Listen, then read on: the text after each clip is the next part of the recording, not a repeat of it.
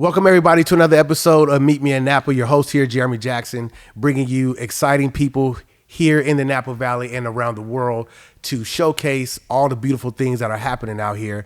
I have a wonderful guest here, the violinist and executive producer of Festival Napa Valley, Miss Sienna Peck. How are you doing today? I'm doing well. Thanks for having me. Doing good? Good. We were having a couple of jokes laughing off mic. I was saying how I have a daughter your age. And it's really tripping me out because you have accomplished so much at this short amount of time. So I'm excited to tell your story and let the people hear about, who you are and what you're doing. Well, thank you. Yeah, I think I started young, and I've been really fortunate to have a lot of opportunities, open a lot of doors.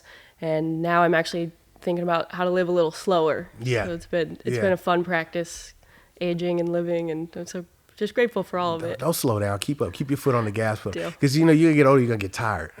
I'm already getting tired. My knee, I made that joke. My knees were hurting the other day. I'm like, oh, it's gonna rain. Yeah, right.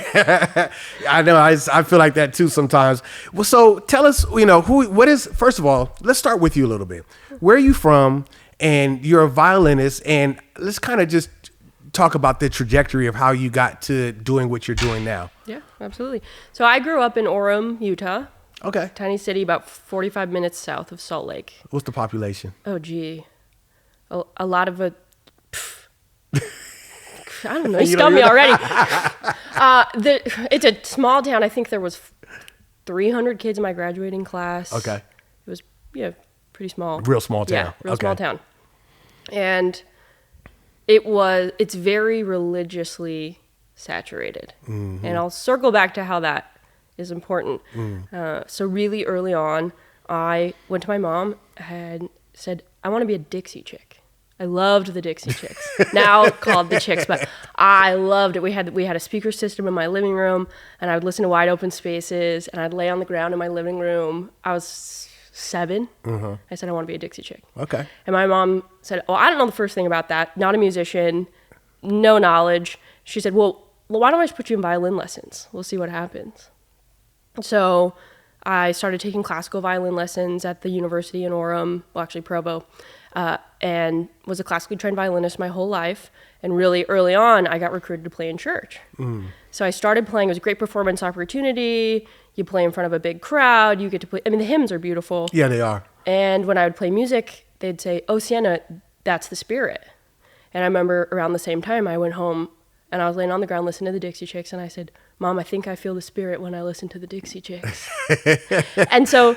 I'm sorry. What's your favorite hymn that you played? Oh, gee. That's a good question. I know. So I grew up heavy in church too. So I used to do a lot of hymns, so that's why I was kind of asking. There was an arrangement of Nearer My God to Thee. Okay. I do know that one. Yeah. And I remember playing that one time and feeling just so moved by the music, whatever that feeling is. Yeah. And scientifically, I remember hearing the term Frisian. That's that feeling on your skin where you get the goosebumps. Oh, okay. And it's usually auditory, but Frisian. So, God, Frisian, the Dixie Chicks, whatever it is. I found myself constantly on the pursuit of that. That has to be the first time the Dixie Chicks got in the same sentence with God. Hey! Well, I think, the South country music, there's a direct correlation between music and the spirit and inviting it in whatever way you feel I think it's the same. It's all the same. I think so. Yeah. So beautiful. So I'm sorry. Continue. I just had to ask that question. No, please. So I was raised classically trained violinist. I went to NYU for school. I got 2 degrees in violin performance. Started touring as a violinist, freelancing through a series of, I call it luck, but I'm sure hard work backed it. I got introduced to Festival Napa Valley. I got really interested in the technology side of things. So specifically because for violinists and for acoustic instruments, you have this sense of sound in your brain, how your instrument sounds, how it should sound in the audience. And a lot of times when you introduce technology, microphones, wedges, all this kind of technology, that sound can easily get distorted because all of a sudden now you're at the will of an engineer or what's coming through your monitor. You don't know if that's what's coming through the house system and what the audience is hearing. Okay. So in pursuit of trying to make myself feel understood by the audience, I got really interested in the technology behind amplification. And then in 2021, Festival Napa Valley moved to a fully outdoor stage at Charles Krug. And all of a sudden we were taking a 60-person orchestra and putting amplification on them. And we started to realize these players were coming from all over the world, and a lot of them were, from the Met, Chicago Symphony, and they were having a really hard time feeling good about their playing. Come to find out, whether people realized it or not, the technology they were using, the way that the signals were crossing and things were coming out of their wedges and close mics and all these things, it was hindering their ability to play. So I stepped in as that middleman between technology and classical music to be able to make not only the audience experience better, but really the musician experience, because I think it starts from the inside out. Right.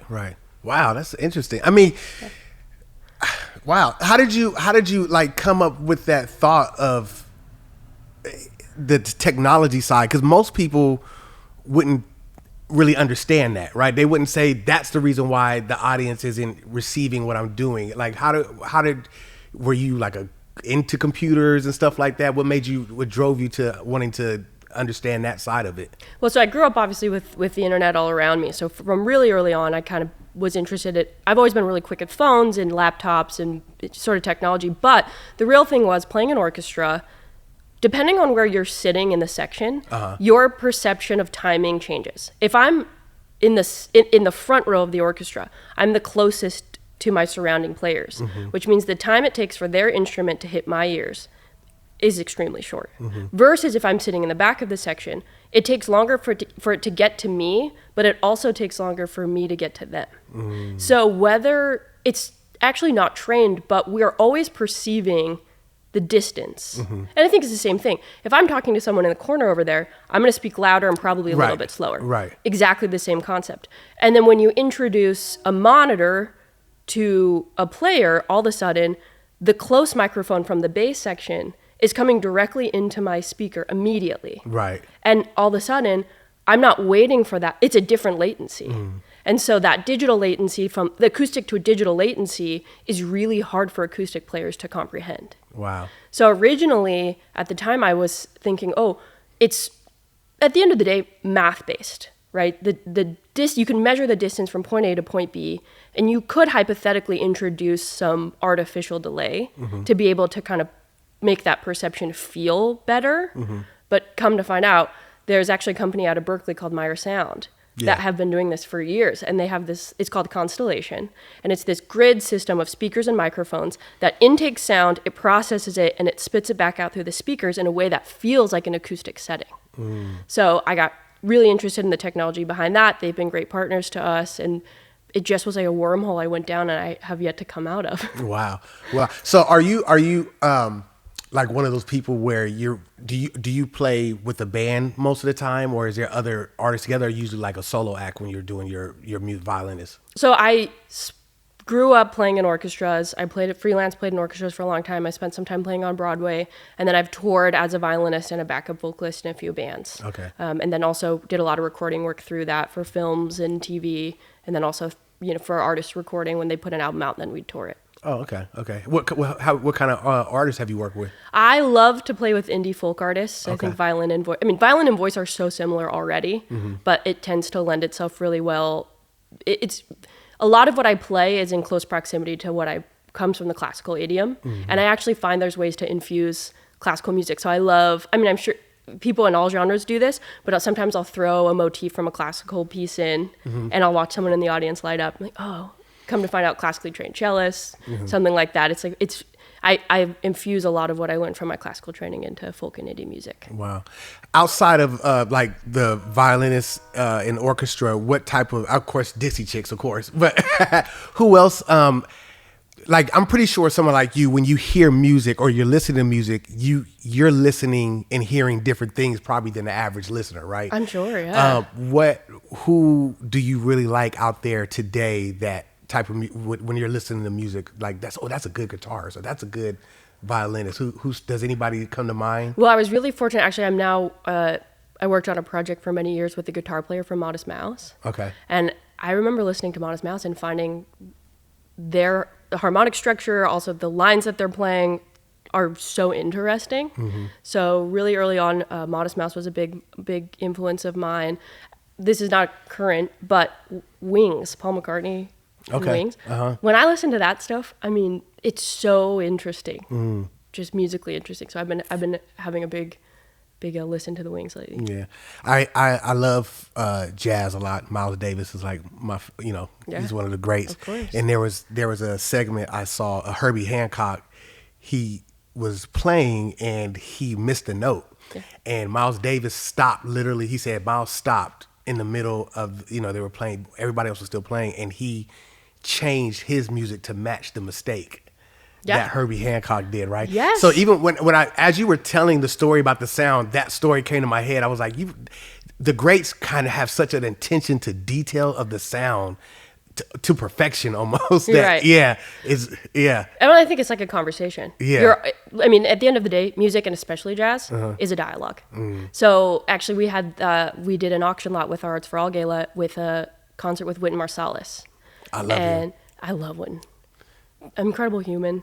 Incredible musician. Can I tell you something? Please. He did the soundtrack for a movie called Mo Better Blues. Yeah. By Spike Lee years ago. Yeah.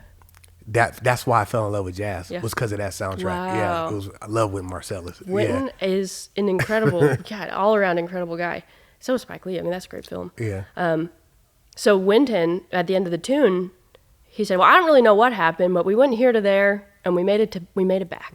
It's like you play the head. Whatever happens in the middle happens in the middle. You try to follow structure. Everyone's listening. Everyone knows how it works. But sometimes your pianist decides to throw a little something in there, and almost the fun is to recall the mess up and be like, let's make that normalized. Let's bring that into the structure. Let's make it feel good, and then we'll move on. Wow. So you're here now, and Festival Napa Valley is coming up. We have a lot going on this summer, right? Yeah, we do. We have Judgment of Paris. There's all these things that are going to be surrounding. What are some things that the people here in the Valley and those who are going to be traveling here to enjoy this summer festival are going to be seeing? What do you guys have in store for them? It's our 20th anniversary, which means we're pulling out all the stops, and I'm referring to it as our greatest hits. We're bringing back all my favorite people. Okay. So opening night, time for 3. Some of my closest friends in the world, it's 2 violins and a bass. They're an ensemble. Okay. And we commissioned a concerto by this guy, Michael Thurber, who does a lot of Broadway work. He's an incredible bass player. So that's premiering opening night with Time for 3 with orchestra. The following that, Renee Fleming is coming. Okay. So earlier in the day at CIA at Copia downtown, she's giving a lecture as part of our Music and Wellness Summit on music and the brain. She wrote a book, and she brings in a bunch of panelists that are medical professionals to talk about music scientifically influencing the brain. And we're really interested in the way that music is used as medicine in a clinical setting. And from a scientific perspective, the fact that music is now scientifically published and proven to be influencing health. And then that evening, she'll do her National Geographic program. So it's the film, National Geographic film set to basically a soundtrack by Renee. Wow. Those on opening weekend, I'm super excited about. Obviously, the Judgment of Paris opera, that's a new premiere. Jake Heggie and Jean Shure. Actually, we put that together with a year of lead time. Okay. From the approach of, hey, we want to commission an opera to premiere. It's been 12 months, which generally is a 3 to 5 year project. Wow. I just feel so proud of that work. And then the following night, Live Arts Global is coming back with Melanie Hamrick to do a program with music of the Stones. Okay. So there'll be some premieres to Stone music set to contemporary classical ballet. And that's going to round out closing weekend. Midweek, I will say, downtown at the Uptown, we're bringing Ray Chen, the violinist, and Jean-Yves Thibaudet, who's a pianist, in recital together for the very first time. Okay. And Ray's, in the mainstream setting, he did the music for a TV show called Arcana. Arcana. It's based on a video game. So okay. And then Jean-Yves Thibaudet did the music for Pride and Prejudice. Okay, I do Very know that infamous, one. Yeah. that whole piano. So they're coming together to play recital for the first time. Okay. Which I'm really jazzed about. That's Wednesday. Okay, that sounds fun. That's a lot of like, and you're organizing all this. You organized the whole lineup and putting the people together and all that. That's your bidding, huh? Yeah, I mean, and on top of that, we have usually 3 luncheons somewhere throughout the valley at a different winery or a different property. We have hotel partners as well. And then in the evening, we go to a full-fledged dinner, always with a performance. So we're going to take the back of Castello de Amorosa and do a huge projection map. We take over the whole back wall to do interactive video mapping set to music. Okay. And those happen. So in the mornings as well, we have admission-free chamber music concerts. So in a day, I'll see 4 to 5 performances in one day over the span of 3 weeks, basically. Wow. So you just surrounded by music all the time. Every day, day in and day out. Do you get tired of it? You know, well. Or is it maybe the business side of it, but not the actual music, or what? I think the way I love to describe it is a lot of people have buckets. They have their hobbies in a bucket, their friends are in a bucket, their work's in a bucket. And I have one giant bucket. So I don't get tired of it. But when something goes wrong, it's not like, oh, I'll just take something out of another bucket. It's one bucket. It's one bucket, yeah. Eat, sleep, think, dream, talk to my friends, music, always. It's beautiful. And sometimes it can be a little stressful. It's interesting. I've been dreaming, started this podcast, we come up on a year now. And I almost dream about it almost every day. It's like it's a trip. It gets in that. And it's not even as big as what you're doing, but it's like, but it's consuming. But if you love it and it's consuming you, you're always thinking about it, and you're always thinking about what could, is this go right? Is this, what could go wrong or whatever? Yeah, I'm kind of in the same place. Yeah, you kind of hit. I mean, when you're really passionate about it, I'll be doing the most mundane thing. I would brush my teeth. Oh, I would love to. I got to call this guy, see if they can come in and do this thing next month. You go to the library downtown, play a concert. I mean, I'm constantly just something sparking. And I think, too, you say it out loud. And sometimes you have to let the idea sit for a few weeks. And then it comes back. It's like us, I think. There are these sort of kismet moments where you'll hear someone's name. I heard about the podcast. It was bouncing around. And then 2 weeks later, I get an email. It's like, hey, you want to go on this podcast? Yeah. There's something. That does. Yeah, that is true. That is true. That does happen. So what are some other things? I mean, we talked about the musical side of Festival Napa Valley. What are other things that Festival Napa Valley does community-wise and business in the valley and around? So we're a nonprofit, period. I think sometimes we do so many things that can be a little clouded, but the reality is we're a nonprofit and the mission is Arts for All. So it's to bring arts programs that are affordable and accessible to the public, to communities here, and now we've extended to communities all over the world. Okay. So starting with summer season, all of our concerts are choose your price, which means you can come for $30 if you feel it, or if you want to bring a family of 10, you can come for free. You can come to anything at festival. And we encourage kids to come. We've got a kid zone, actually. So getting young kids introduced to orchestra early is something I'm really passionate about. And then that extends into our year-round programming. So the Novak Concerts for Kids series, we are targeted to have a program in every school in Napa County this year. Okay. Some kind of musical performance interaction. We bus kids in. Actually, this Friday, we have Ray Chen at the Uptown. So we're going to pack the house with elementary school students. Okay. And then additionally, we do music time in the library. Actually, I'm doing one in 2 weeks. Okay. I'll be at Napa County Library to do, on Saturday mornings, we do 45 minutes of music. Free and open to the community. Okay.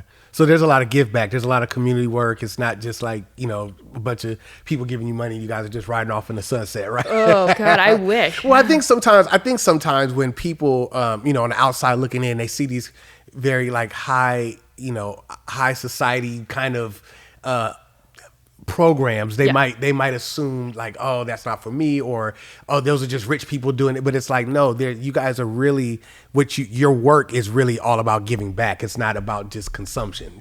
Absolutely. Yeah. I really appreciate you saying that. Yeah. I had someone the other day who came to an opera preview, and she said, I'd love to come to the opera, but I can't afford it. I said, honey, it's free. Yeah. Get your tickets online right now. We'd love to see you. I think you're totally right. The narrative of, I think in the Valley, that's a lot of what happens is there's a huge community of people who may feel they don't have access to the arts and to Festival Napa Valley, but the reality is the majority of our programming is geared towards everyone and will always be geared towards everyone. Yeah. So what are some other things that you've done? I heard that you're well-traveled. And I also heard a little mouse told me you're well connected. What are some places that you like that you've played around the world that really just stand out to you that fun that you like the most? So I spend a lot of time traveling. We just actually took a 10-day trip to China. So we were in Hong Kong and Shanghai. Okay. And we did Art Week. So Art Basel, M+, our Asia Art Society in Hong Kong. And unexpectedly, it was one of my most favorite trips to see. I hadn't been to Hong Kong. And it's so rich in art and music and culture. And they actually love wine. Yeah, they do. Yeah. So that was a great thing. We partnered with Donham Estate. And so we were able to bring Donham to people. And I think the genuine reaction, because I think there's a lot of doom and gloom right now with the wine industry. And to watch people just genuinely try wine and enjoy talking about and eating a meal with a great glass of wine, that's really what I think we should be talking about and focusing on and getting back to. Yeah, yeah. And I think we went to New York with Cardinal, and we had a night where we took 3 Stradivarius violins and we paired it against 3 Cardinal wines. Okay. And so I had a good friend, Charles Yang. He came in, he played all 3 violins. We tried all 3 wines, both of which I think classical music especially, but music in general and wines are something, tying back, that seem a little bit inaccessible sometimes. And so we were talking about, I said, Charles, can you describe the violins? And he used, well, this one's really bright. It's really responsive. It feels young. You know, at one place it's a little bit sharp, you know, all these things. Yeah. And then the other one, dark, moody, making all rich. the correlations between the music and the wine. Yeah. Exactly. And then I went to I need to go to one of those pairings. You got to come. We'd love to have you anytime. But yeah, and then I went to Chris Carpenter. I said, Chris, what do you think about these wines?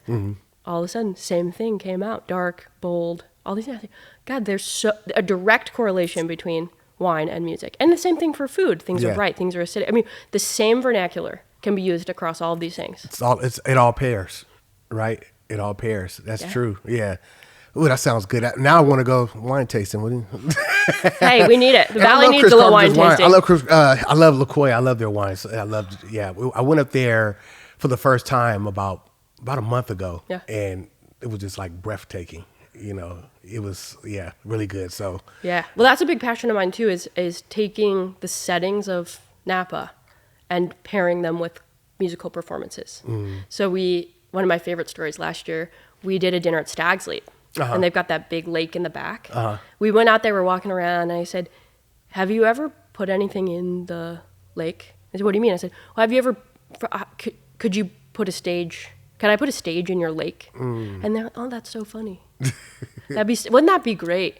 So I go home and I do some research, and we found they're blocks that are traditionally linked together to drive cars over. So I thought, if this can support the weight of a car, I could put a piano on this thing. And that's exactly what we did. We put a stage on the lake at Stag's Leap, tethered. They actually had to row it out by hand, anchor it, put the piano on it, and we did a performance with Maxime Landau on the lake at Stag's Leap. Wow. And I think the performance was that much better because we were using these beautiful landscaped places and the beautiful architecture of Napa to enhance the senses that much more with the music. Yeah. You figured that all out on your own? Well, I mean, I got a great team, but He's a smart girl. I do a lot of cocktail napkin drawings that then I go research on the internet, and then I take them and I workshop them, and we figure it out. Yeah, I got a great team too. I want to go back to something you said.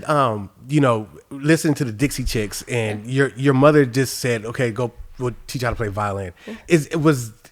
Was there any other instrument that you were interested in, or you just took her advice? Or like, sure, like. I realized I love a challenge, and violin is so hard. Okay. And even now, I for a while was teaching students. I was adjunct at NYU, and I was teaching kids. And they said, "Does it get any easier?" I said, "Yeah, in 4 years." You said in 40? 4. Oh, 4. 4 years. And even then, you start to sound okay. Yeah. And your whole life, you're in pursuit of something what you think is better. I mean, it's subjective, but so it was the challenge that got me. I wanted to sound good. I think that's all creatives. You start a project, you evaluate where you are, you know where you want to be. You have that image of what you want to sound like, what you want to look like, what you want to be like, and you know there's that big gap. And the creative pursuit is to take from where you are to where you see it so clearly. That's the creative process for me. I just got obsessed with it. I need you to write a business plan out for me, okay? No problem. You sound like you just get it done. I love it. No, I love it. Well, the obsessive personality has its downsides, but it has served me well so far. It's interesting because when I see a lot of people who are highly successful, yeah. they do have that very that personality. It's just super super driven, right? Mm-hmm. And I wrestle with the thought because I'm not. It's not that I'm not driven. Mm-hmm. I know I am, mm-hmm. but I know I'm not like other people who I see who are just doing like super super extraordinary things, right? Mm. And then I beg the question, like, well, should I be doing it? Do you think that that's something that you can get, or do you just have to have it? I think wherever you feel inspired, mm-hmm.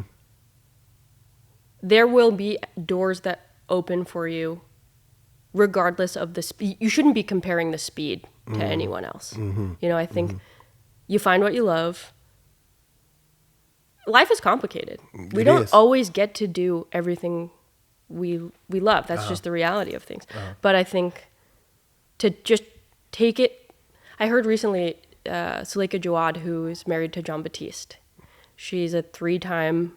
She's been diagnosed with cancer 3 times now, 3 separate times. And so in the interview they said, "Don't you live each day like it's your last?" She said, "No, actually, I've now taken on living each day like it's my first." Mm. Because and I think that is, regardless of the trajectory, regardless of where you're going, live each day like it's your first. So it's changing your perspective. It's really, I like that. Jon Batiste, is he going to be here this year? He was here last year. He was here last year. Actually. I saw that, yeah. So Winton will be here for the Arts for All Gala this year. Okay. And he's bringing 8 musicians with him from the orchestra. Okay. So I have a favor from you that I have to ask. Okay. I got to meet Winston. Okay. I got to meet the guy. You know what I mean? Yeah. Tell him right now. No, I'm just messing. He is, I'll tell you, he is the most personable, friendly, beautiful, and at the end of the day, music is about connection, mm-hmm. and music is, whether it's verbal connection or musical connection or whatever it is, mm-hmm. The pursuit is to encounter and collaborate with as many humans as possible. Yeah. And Winton is one of those guys. Yeah. So definitely possibility. I think that's why it pairs so well with the wine, because the wine is the same thing. Yeah. It's so many people you just connect with that you would have never talked to, or not because you don't like them, but it's just we would have never connected if it wasn't over this bottle of wine or your interest in it, or your pursuit of it, right? Yeah. That's a beautiful thing. So you love China. I don't love China. You love to perform in China, you said. Yeah. But what else? What other places that you've been to that really stand out? I spent 3 months studying in Oslo. Okay. And Oslo is one of my favorite places in the world. Okay. Just creative inspiration from the landscape, and also the people. Really loved the people in Oslo. There is it's in ski country. Mm-hmm. So it's this little retreat center where every summer they bring 30 musicians together, mm-hmm. and all you do all day is practice and play for each other, play chamber music together. You're just in this compound of creativity. Yeah. So I think it's informed by the experience too. But I got to do that for 3 months and just had the time. Were you there in the winter? Was it like during wintertime? Was it snow, or is it? Oh, okay. No. Luckily, the weather was nice. Well, but I'm from Utah, so I'm used to the snow. Yeah. But now God, we're so spoiled with the weather here. We are. That's why we pay these high prices. Seriously. But no, it luckily was not snowy. But I loved being in Oslo. Actually, so in December, this is not music related, but I will say there's a pilgrimage in Japan, and it's called the Kumano Kodo. And it was originally when they were merging Shinto and Buddhism. There was a pilgrimage that was created with, you always have a Shinto and you always have a Buddhist temple. And monks started walking it as a way to, what they said, emulate living death, to get to the point where they had pushed their bodies to the brink far enough that they could let go of whatever they were holding on to. So we went 67 miles in 5 days. Wow. And you're summiting peaks. It's like physically so taxing. And I did that in December. It's a sister trail to the Camino de Santiago. Okay. Which people is very similar. It was originally a religious-based pilgrimage, but now people do it as a way to connect with nature, to feel something. It's a spiritual base now, right? It's the spirit, right? It's the spirit. There you go. That's exactly right. Yeah. I mean, I sang on the trail. I sang every Christmas. I was in December, so I sang every Christmas song I knew because I got to get through this. Yeah. It's day 3. I don't like Were this. you singing Mariah Carey's Christmas songs? Oh, hell yeah. Runs. I was doing the run. What's your favorite Christmas melody? Mine's just Oh Holy Night. Oh, it's beautiful. I love Oh Holy Night. It's my favorite. I got to hear every year. I got to hear that song. Well, from a fun perspective, I love Wham! Last Christmas. Come on, yeah. That's a good bar, like good drinking, like it's a good thing. It's a camaraderie sing along. That's right. It is. That's right. What's the what do you call it? Karaoke night. Yeah, yes. Yeah. Oh, I love that. Yeah. There's been kind of a common thread, and if you don't mind me asking, you started off, you said, in the church and you were playing. What has your spiritual journey for you been since then to now, spiritually, personally? Yeah. This has been coming up a lot lately. I think a lot of my friends and community are hitting the point where maybe you've been raised a certain way. And I think this extends to religion. This extends to everything. You've been raised a certain way. You have these ideals, and you reach a point in your life where you say, do I really believe in that? Or have I just convinced myself I believe that? And you start to kind of up these beliefs and maybe implement new ones, or maybe you bring them up, you look at them and you say, actually, I do believe in that. I'm going to leave that there. But the examination of turning over all the stones to be a better person, to be a better artist, to be a better friend, a partner, whatever it is, I think I've been doing a lot of that in the past few years. And I think exactly where we started. I don't know if it's God. I don't know if it's the spirit. I don't know if it's Frisian or science or whatever it is. But I know that feeling. Yeah. And so I just am trying to live in constant pursuit of that feeling. And it comes from everything. It comes from a great concert. It comes from a great glass of wine. It comes from a great conversation. Whatever it is, when you're there, you ground yourself and you say, is this the feeling? And you just trust that. You hone your ability to discern and you just follow that. Yeah. I love that. I like that explanation, because I think so many times, like you say, we've been raised to put a name on everything. Like, you have to name it. You have to say it's this. And it's like, I don't think so. I don't think I have to. And it works for me, It works for me. And I think that's things like whatever you can, I think people, some people pursue religion because they want to make peace with death or, some circumstance, and good on them. And I think, it extends to a lot of the music and medicine conversations we're having now. I remember his name's Daniel Levitin, and he's a neuroscientist who wrote a book about music in the brain. And he said, there's Eastern medicine and there's Western medicine. And he was like, but if it works, it's medicine. And I think it's the same. I deploy the same tactic. If it works, go for it. Yeah. I when you say there's a story in the Bible with David King. Well, he wasn't King David yet, but Saul was king. But he would have David play the harp, and it would ease his spirit because Saul was distressed. Yeah. And then when he stopped playing, he would go back into this rage again. It's a story, and that's why we should read it. It's a really good story. Yeah. But even in ancient texts that old, the story of music, is ingrained into the human, our journey. Music is so important. For me, Sade, I remember when I was younger, just going through, as a teenager, you're going through, puberty, you're trying to find your tribe, and Sade was always a place where I could rest in her music at home, and I could put the tape in. I play tapes. Yeah. I'm that old. We're back to tapes now. We're back to vinyl. Yeah, I put tapes with a CD in, and I would just listen to Sade, but it would always calm me, even to this day, So thank you for coming on. I love what you're doing. You have so much ahead of you. So much ahead of you to accomplish and do. What are, outside of Festival Napa Valley, what are some things that you haven't done that you want to do? I don't know. I don't think I have. I think if anyone had asked me if I saw this coming, my life, I would have said, no way in hell. And so I think the things that I want to do are not on my horizon yet. And I'm so excited by the idea of there's more to come that I can't even perceive that you can't yet. even imagine, huh? Wow, that's amazing. Well, thank you for coming on today. Glad to have this conversation. I'm glad to connect with you. Such a beautiful spirit. Like I say, your reputation precedes yourself. And thank you for coming on and adding value to my show. And I hope that I can get, Winton up here when he comes to Napa Valley. We'll see you this summer. That's Yeah, this for summer. sure. Yeah. If you guys check out Festival Napa Valley, please go online, find it. Bring your family, bring the kids. It is a great event that happens here in the Valley. Don't miss it. And we're going to have some more exciting stories and guests on the next episode of Meet Me in Napa. Peace.